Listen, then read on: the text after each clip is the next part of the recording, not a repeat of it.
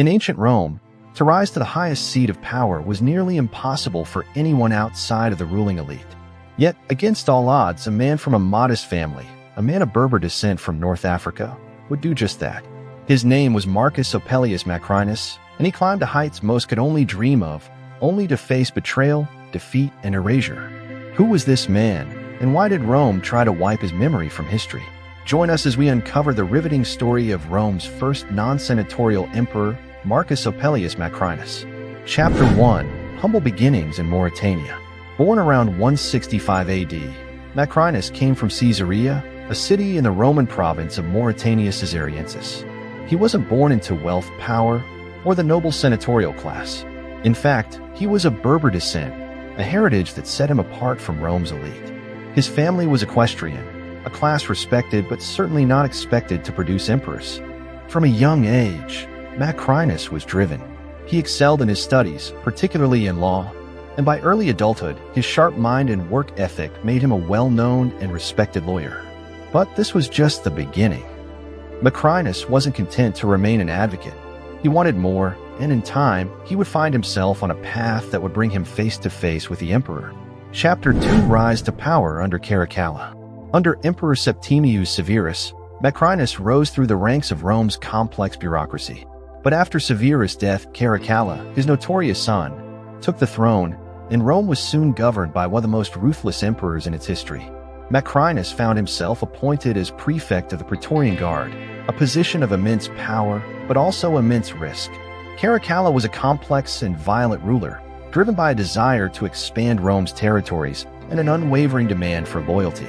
He raised soldiers paid to unheard-of levels, draining Rome's finances. To ensure his authority, he expected absolute loyalty and obedience, traits he saw in Macrinus, or so he thought. Chapter 3: The Prophecy and Assassination of Caracalla. But fate had other plans. According to tradition, a chilling prophecy foretold that Macrinus himself would one day dethrone Caracalla.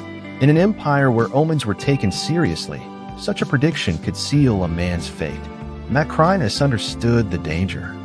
If Caracalla suspected even a hint of disloyalty, Macrinus would be as good as dead. And so, Macrinus made a decision that would alter the course of history. In April 217, Caracalla set out to visit a remote temple with minimal security. This was the chance Macrinus needed. As they journeyed to the temple, a soldier, whom Macrinus had carefully chosen, attacked and killed Caracalla. The once untouchable emperor fell, struck down not by an army, but by one calculated move. For 2 days, the Roman Empire was without a leader, but on April 11, 217, Macrinus took the reins. He was backed by the legions, and though he didn't wait for Senate approval, they confirmed his rule from afar. Macrinus became the first Roman emperor who was neither of senatorial rank nor had ever set foot in Rome itself as a ruler. Chapter 4: The Challenges of Ruling an Empire in Crisis. But with great power came great responsibility. Caracalla's military campaigns had nearly emptied the empire's coffers. His frequent wars and exorbitant military expenses left Rome teetering on the edge of financial ruin. Macrinus, now in control, realized he had inherited an empire in desperate need of reform. Macrinus knew that continuing Caracalla's wars would only further bleed the empire. So he chose a different path: diplomacy. First, he negotiated a peace with the Parthians, offering a large indemnity in exchange for a truce. Then he turned to other fronts, brokering peace with Dacia and Armenia. These actions bought Rome time but drained its finances even further. To save the treasury, Macrinus also revised military pay. Veteran soldiers kept their increased wages, but he reduced pay for new recruits, aiming to balance Rome's books.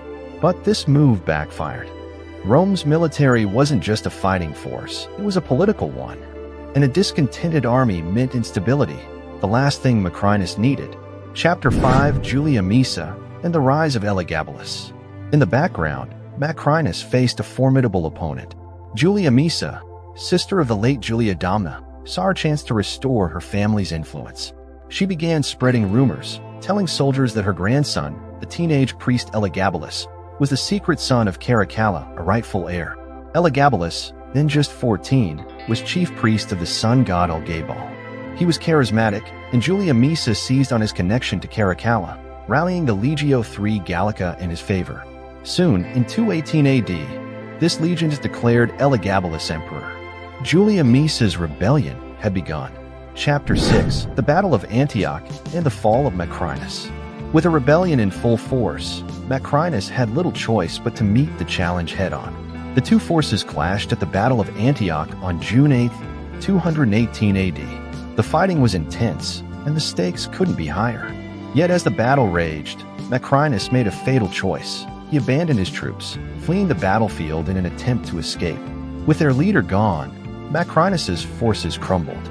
Elagabalus was victorious and declared himself emperor. Macrinus fled, hoping to reach Rome, but his enemies were relentless. He was captured at Chalcedon, and his young son Diademenianus, who had been sent to Parthia for safety, was intercepted and executed. Chapter 7: Erasing Macrinus from history. Macrinus and his son were swiftly declared enemies of the state by the Senate. The punishment? Damnatio memoriae, the ultimate condemnation in Rome. Every trace of Macrinus's legacy, his statues, inscriptions, coins, was systematically destroyed.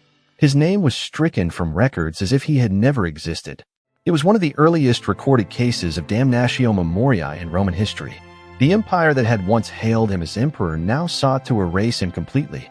Chapter 8: Rediscovery and Legacy. But even as Rome tried to erase him, remnants of Macrinus's life endured. Coins with his face were found, and defaced statues told the story of his short-lived reign. Today, historians see him not as a tyrant, but as a ruler trying to restore stability. His reforms, though ultimately unsuccessful, were a testament to his pragmatism and desire to save Rome. Marcus Opelius Macrinus may have been cast out, but his story lives on. He was a man who rose from the shadows, defied the odds, and held the empire's most powerful title, even if only for a fleeting moment. Subscribe for more ancient history mysteries and untold stories.